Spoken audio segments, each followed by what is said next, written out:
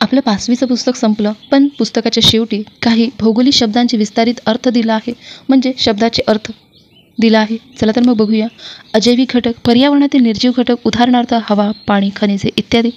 अधिवास म्हणजे काय? वनस्पती किंवा प्राण्यांची मूळ निवासस्थान, ज्या प्रदेशात नैसर्गिकरित्या वनस्पती व प्राणी राहतात व त्यांचा विकास होतो असा प्रदेश. बघा, अधिवास म्हणजे काय?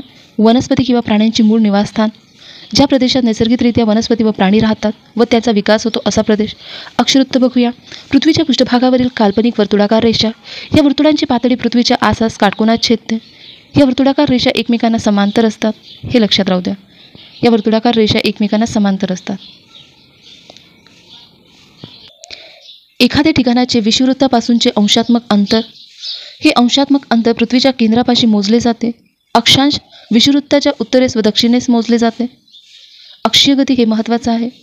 पृथ्वीची स्वतःच्या आसाभोवती फिरण्याची गती. बघा, अक्षीय गती म्हणजे काय होते? पृथ्वीची स्वतःच्या आसाभोवती फिरण्याची गती. पृथ्वीच्या काळात स्वतःभोवती एक प्रदक्षिणा पूर्ण करते त्यास दिवस म्हणतात. आय नंबर बघूया. पृथ्वीच्या पृष्ठभागापासून 80 ते 500 किमी उंचीच्या दरम्यानचा वातावरणाचा थर. आय नंबर म्हणजे काय होते? पृथ्वीच्या पृष्ठभागापासून 80 ते 500 किमी उंचीच्या दरम्यानचा वातावरणाचा थर.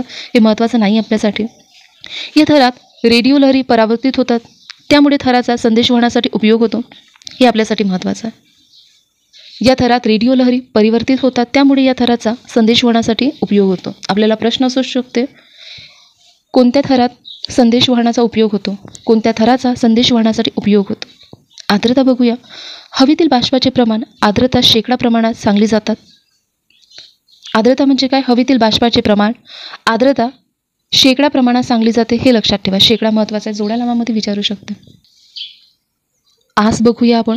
पृथ्वीचा उत्तर व दक्षिण ध्रुव साधणारी व पृथ्वीच्या मध्यातून जाणारी काल्पनिक रेषा पृथ्वीच्या स्वतःभोवती फिरण्यामुळे म्हणजे परिवलनामुळे आस तयार होतो. बघा, यात फक्त एवढं लक्षात ठेवा, पृथ्वीच्या मध्यातून जाणारी काल्पनिक रेषा म्हणजे आस होय. उत्तर ध्रुव, पृथ्वीच्या आसाचे ध्रुव ताऱ्याकडील टोक. बघा काय म्हणत आहे? पृथ्वीच्या आसाचे ध्रुव ताऱ्याकडील टोक. कक्षा बघूया. सूर्यमालेतील ग्रह एका विशिष्ट मार्गावरून सूर्याभोवती प्रदक्षिणा घालतात. या प्रदक्षिणेच्या मार्गास कक्षा असे म्हणतात. ग्रह जसे सूर्याभोवती फिरतात तसेच उपग्रह त्या त्या ग्रहाभोवती फिरतात. कक्षीय गती बघूया. पृथ्वीची सूर्याभोवती फिरण्याची म्हणजेच परिभ्रमणाची गती. बघा, हे विचारलं जातात आपल्याला. पृथ्वीची सूर्याभोवती फिरण्याची म्हणजेच परिभ्रमणाची गती. पृथ्वी सूर्याभोवती ज्या काळात एक प्रदक्षिणा पूर्ण करते त्यास वर्ष म्हणतात. हे सुद्धा महत्त्वाचं आहे आपल्याला. पृथ्वी सूर्याभोवती ज्या काळास एक प्रदक्षिणा पूर्ण करते त्यास वर्ष म्हणतात. कुटीर उद्योग बघूया. अगदी लहान प्रमाणावर घरगुती स्वरूपात कच्च्या मालावर प्रक्रिया करून पक्का माल तयार करणारे उद्योग. यातील पक्का माल बऱ्याच अंशी स्थानिक बाजारपेठेत विकला जातो. खाजण सरोवरे, सागरी किनाऱ्यावर वाळूचे दांड किंवा बेटे तयार होऊन सागरी जलाचा वेगळा झालेला साठा. यातील पाणी खारट असते. हे आपल्याला खाजण सरोवरे विचारल्या जातात. बघा काय म्हणतात? सागरी किनाऱ्यावर वाळूचे दांड किंवा बेटे तयार होऊन सागरी जलाचा वेगळा झालेला साठा. यातील पाणी खारट असते. खाडी बघूया. नदीच्या मुखातील प्रवाह. बघा, खाडी म्हणजे काय? नदीच्या मुखाकडील प्रवाह. यात नदीचे गोडे पाणी व भरतीमुळे येणारे समुद्राचे खारे पाणी एकत्र येतात. खारफुटी बघूया. ही महत्त्वाची आहे, याची वैशिष्ट्य आपल्याला विचारल्या जाऊ शकते. समुद्रकिनाऱ्यावरील खाड्यातील दलदलीमध्ये वाढणाऱ्या विशिष्ट प्रकारच्या वनस्पती. बघा, लक्षात घ्या. ह्या समुद्रकिनाऱ्यावरील खाड्यातील दलदलीमध्ये वाढणाऱ्या विशिष्ट प्रकारच्या वनस्पती. या वनस्पती खारे व गोडे पाणी ज्या भागात एकत्र येते तेथे वाढतात. यांची मुळे दलदलीतून वर आलेली असते. हे महत्त्वाचे आहे. यांची मुळे दलदलीतून वर आलेली दिसतात. या वनांमुळे सागरी किनाऱ्याचे मोठ्या लाटांपासून संरक्षण होते. हे महत्त्वाचे आहे बघा आपल्यासाठी. या वनांमुळे सागरी किनाऱ्यांचे मोठ्या लाटांपासून संरक्षण होतात. समोर बघूया. खोरे बघूया. नदीला ज्या प्रदेशातून पाण्याचा पुरवठा होतो तो प्रदेश. बघा इथे काय म्हणताय? खोरे म्हणजे नदीला ज्या प्रदेशातून पाण्याचा पुरवठा होतो तो प्रदेश. पाणलोट क्षेत्र. बघा, खोरे म्हणजे काय होते? एखादी मुख्य नदी जसं गोदावरी नदी, त्याला येऊन मिळणाऱ्या बाकीच्या उपनद्या, ह्या नदीला येऊन मिळणाऱ्या बाकी छोट्या छोट्या उपनद्या, ह्या सर्व क्षेत्राला खोरे असे म्हणतात. समोर बघूया. गोदी बघूया. बंदराच्या ठिकाणी जहाजे नांगरण्यासाठी तरंगत्या अवस्थेत उभी करण्यासाठी असलेली जागा. हे लक्षात घ्या. गोदी म्हणजे काय आहे? बंदराच्या ठिकाणी जहाजे नांगरण्यासाठी, तरंगत्या अवस्थेत उभी करण्यासाठी असलेली जागा. बघा, हे शब्दाचे अर्थ आपल्याला विचारणार नाही, पण आपल्या प्रश्नामध्ये हे शब्द तुम्हाला नक्कीच दिसेल आणि ह्या प्रश्नाचे अर्थ तुम्हाला माहिती राहणार तर प्रश्न तुम्हाला खूपसे सुटतील. बघा, एकदा वाचून घेऊया. बंदराच्या ठिकाणी जहाजे तरंगत्या अवस्थेत उभी करण्यासाठी असलेली जागा. या ठिकाणी सागरी जल आत घेता येते किंवा बाहेर सोडता येते, त्यामुळे पाण्याची आवश्यक पातळी राखली जाते. जलावरण बघा, पृथ्वीच्या पृष्ठभागावरील जलीय आवरण. पृथ्वीच्या पृष्ठभागावरील जलीय आवरण म्हणजे पाण्याचे आवरण. यात सर्व महासागर व समुद्राचा समावेश होतो. जीवावरण, जीवसृष्टीचे अस्तित्व असलेला पृथ्वीचा भाग.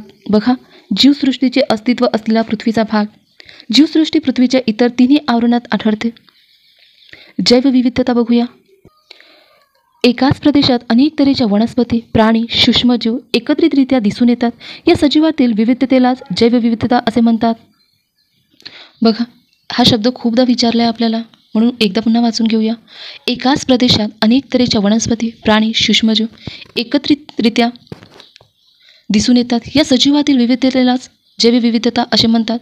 भौगोलिक परिस्थितीनुसार वेगवेगळ्या प्रदेशात विविधता कमी किंवा जास्त असते. उष्ण हवामान व भरपूर पाऊस असणाऱ्या प्रदेशात जैवविविधता जास्त असते. हे महत्त्वाचं आहे. हवामान कसं असावं. जैविक घटक बघूया. पर्यावरणातील सजीव घटक यात वनस्पती, प्राणी, सूक्ष्मजीव यांचा समावेश होतो. ढग बघूया.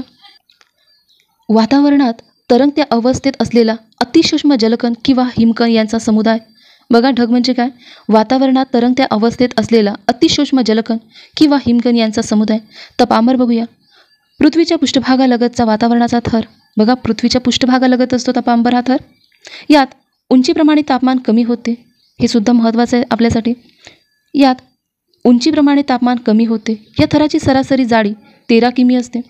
किलोमीटर विचारत नाही आपल्याला. बघा, तापमान म्हणजे काय? एखाद्या वस्तूच्या किंवा ठिकाणाच्या उष्णतेचे प्रमाण. बघा, काय म्हणत आहे? एखाद्या वस्तूच्या किंवा ठिकाणाच्या उष्णतेचे प्रमाण. तापस्तब्धी बघूया. तपांबराचा वरचा भाग. यास तापमान उंचीनुसार बदलत नाही. बघा, यात तापमान उंचीनुसार बदलत नाही, स्तब्ध राहते, म्हणून यात तापस्तब्धी म्हणतात. हे लक्षात ठेवा. यात तापमान उंचीनुसार बदलत नाही, स्तब्ध राहते, म्हणून यास तापस्तब्धी म्हणतात. त्रिभुज प्रदेश बघूया. नदीच्या मुखाकडील गाळाच्या संचयनामुळे तयार होणारा त्रिकोणी आकाराचा सखल मैदानी प्रदेश. बघा, त्रिकोणी आकाराचा सखल मैदानी प्रदेश म्हणत आहे. दक्षिण ध्रुव हे महत्त्वाचं नाही आपल्यासाठी. पृथ्वीच्या आसाचे उत्तर ध्रुवाच्या विरुद्ध बाजूचे टोक. दिन, सूर्योदयापासून सूर्यास्तापर्यंतचा काळ. हे सुद्धा महत्त्वाचं नाही आपल्याला. बघा, दिवस म्हणजे काय दिला आहे? दिन व रात्र मिळून एक दिवस होतो. पृथ्वीचा स्वतःभोवती एक प्रदक्षिणा पूर्ण करण्याचा काळ. दिवस म्हणजे काय? पृथ्वीचा स्वतःभोवती एक प्रदक्षिणा पूर्ण करण्याचा काळ. एका मध्यानापासून दुसऱ्या मध्यानापर्यंतचा काळ. ध्रुवतारा हे आपल्यासाठी महत्त्वाचं आहे. उत्तर आकाशातील एक तारा पृथ्वीच्या आसाचे एक टोक नेहमी या ताऱ्याच्या दिशेस असते. हे महत्त्वाचं आहे आपल्यासाठी. बघा, उत्तर आकाशातील एक तारा पृथ्वीच्या आसाचे एक टोक नेहमी ताऱ्याच्या दिशेस असते, म्हणजे ध्रुवतारा हे उत्तर दिशेला असते. आपल्याला हे महत्त्वाचं नाही. आपण पठार बघूया. आसपासच्या प्रदेशापासून जास्त उंचीवर असलेला सपाट प्रदेश. हा प्रदेश सर्व बाजूंनी असलेल्या तीव्र उतारामुळे आसपासच्या प्रदेशापासून वेगळा झालेला असतो. बघा, एकदा पुन्हा वाचून घेऊया आपण. आसपासच्या प्रदेशापासून जास्त उंचीवर असलेला सपाट प्रदेश. हा प्रदेश सर्व बाजूंनी असलेल्या तीव्र उतारामुळे आसपासच्या प्रदेशापासून वेगळा झालेला असतो. परजीवी बघूया. असे सजीव की जे इतर जीवांवर जगतात. बघा, परजीवी म्हणजे काय? असे सजीव की जे इतर जीवांवर जगतात. यांना स्वतंत्र अस्तित्व नसते. अमरवेलसारख्या वनस्पती किंवा पोटात होणारे जंत ही यांची उदाहरणे आहे. बघा, परपोषी म्हणजे काय? अन्नासाठी, पोषणासाठी इतरांवर अवलंबून असणारे जीव. बघा, अन्नासाठी, पोषणासाठी इतरांवर अवलंबून असणारे जीव. हिरव्या वनस्पतीशिवाय सर्व सजीव परपोषी आहे. हिरव्या वनस्पतीशिवाय सर्व सजीव परपोषी आहे. परिभ्रमण, पृथ्वीची सूर्याभोवती फिरण्याची प्रक्रिया. बघा, परिभ्रमण हे विचारले जाते. पृथ्वीची सूर्याभोवती फिरण्याची क्रिया. पृथ्वी सूर्याभोवती विशिष्ट कक्षेवरून प्रदक्षिणा घालते. परिवलन बघूया. पृथ्वीच्या स्वतःभोवती म्हणजेच आसाभोवती फिरणे. हे सुद्धा लक्षात राहू द्या. परिवलन म्हणजे काय? पृथ्वीचे स्वतःभोवती म्हणजेच आसाभोवती फिरणे. पर्यटक, मनोरंजन किंवा विरंगुळा मिळावा म्हणून वेगवेगळ्या भागास भेट देणारा व काही काळ तेथे वास्तव्य करणारा प्रवासी. पर्यटन एक सेवा व्यवसाय. यात पर्यटकांना मूलभूत सेवा पुरवली जाते. यात हॉटेल व्यवसाय, वाहतूक, संदेशवहन इत्यादी सेवा तसेच पर्यटन स्थळांची देखभाल यांचा समावेश असतो. पर्यटन स्थळे नैसर्गिक सौंदर्याने नटलेली, ऐतिहासिक पार्श्वभूमी असलेले, धार्मिक महत्त्वाची स्थळे अशा स्थळांना पर्यटन भेट देत असतात. पर्वत बघूया. आसपासच्या प्रदेशापासून जास्त उंची असलेला व जास्त उंच सखलपणा असलेले भूरूप याचे उतार तीव्र असतात व माथ्याकडील भाग शिखरांच्या किंवा घुमट्याच्या स्वरूपात असतात.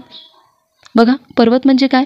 आसपासच्या प्रदेशापासून जास्त उंची असलेले व जास्त उंच सखलपणा असलेले भूरूप याचे उतार तीव्र असतात व माथ्याकडील भाग शिखरांच्या किंवा घुमटाच्या स्वरूपात असतात. पानझडी वने बघूया. पानझडी वने ज्या वनातील वृक्षांची पाने विशिष्ट ऋतूत गळून पडतात अशी वने. बघा, पानझडी वने म्हणजे काय?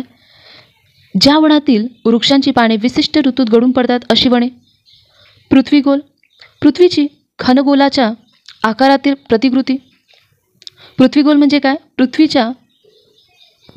पृथ्वीची घनगोलाच्या आकारातील प्रतिकृती. प्रकाशवृत्त बघूया, हे महत्त्वाचं आहे आपल्यासाठी. पृथ्वीचे प्रकाशित व अप्रकाशित असे दोन समान भाग करणारे वृत्त. सूर्यप्रकाशामुळे हे भाग होतात. प्रकाशवृत्त हे एक बृहद्वृत्त आहे, हे लक्षात ठेवा. आणि हे सुद्धा पृथ्वीचे प्रकाशित व अप्रकाशित असे दोन समान भाग करणारे वृत्त आणि प्रकाशवृत्त हे एक बृहद्वृत्त आहे, हे महत्त्वाचं आहे. प्रमाणवेळ एखाद्या देशातील मध्य रेखावृत्तानुसार मानलेली वेळ. ही वेळ मध्य रेखावृत्ताच्या मध्यान्ह वेळेनुसार ठरवली जाते. प्रवाळ बघूया. सागरी जलातील एक प्रकारचे सूक्ष्मजीव. हे आपल्याला माहिती हवं. सागरी जलातील एक प्रकारचे सूक्ष्मजीव हे स्वतःभोवती कठीण आवरण तयार करतात. प्रवाळांच्या मृतदेहाचे संचयन होऊन प्रवाळ खडक तसेच प्रवाळ बेटे तयार होतात. हे खूप महत्त्वाचं आहे, लक्षात राहू द्या. प्रवाळ म्हणजे काय? समोर बघूया. बृहद्वृत्त बघूया. पृथ्वीच्या पृष्ठभागावरील सर्वात मोठी वर्तुळे. यांची लांबी पृथ्वीच्या परिघा एवढी असते. यांच्यामुळे पृथ्वीचे दोन समान भाग होतात. हे लक्षात राहू द्या. यांच्यामुळे पृथ्वीचे दोन समान भाग होतात आणि पृथ्वीच्या पृष्ठभागावरील सर्वात मोठी वर्तुळे म्हणजे बृहद्वर्तुळे आहे. बाह्यांबर बघूया. वातावरणाचा सर्वात उंच व शेवटचा थर. हे आपण बघितलं होतं. बाष्पीभवन पाण्याचे बाष्पात रूपांतर होण्याची क्रिया. बघा, बाष्पीभवन हे महत्त्वाचं आहे. पाण्याचे बाष्पात रूपांतर होण्याची क्रिया. भरती ओटी बघूया. बघा, भरती ओटी चंद्र व सूर्य यांच्या गुरुत्वाकर्षणामुळे पृथ्वीवरील सागरी जलाच्या पातळीत होणारा फरक. बघा, लक्षात घ्या. भरती ओटी म्हणजे चंद्र व सूर्य यांच्या गुरुत्वाकर्षणामुळे पृथ्वीवरील सागरी जलाच्या पातळीत होणारे फरक. जलपातळी वाढते त्यास भरती म्हणतात. जलपातळी कमी होते त्यास ओहोटी म्हणतात. मध्यांबर बघूया. वातावरणातील 50 ते 80 किमी दरम्यान असलेला थर. या थरात वातावरणाचे तापमान सर्वात कमी आढळते. हे खूप महत्त्वाचं आहे. या थरात वातावरणाचे तापमान सर्वात कमी आढळते. मध्यांबर आहे तो. समोर बघूया. आपण पुढच्या व्हिडिओमध्ये आणखी काही संकल्पना बघूया. आजची माहिती तुम्हाला आवडली असेल तर व्हिडिओला लाईक करा आणि मला सांगा की तुम्हाला हे व्हिडिओ आवडला आहे. आणि चॅनलवर नवीन असाल तर चॅनलला सबस्क्राईब करा, म्हणजेच तुम्हाला लगेच नोटिफिकेशन मिळत राहील. थँक्यू.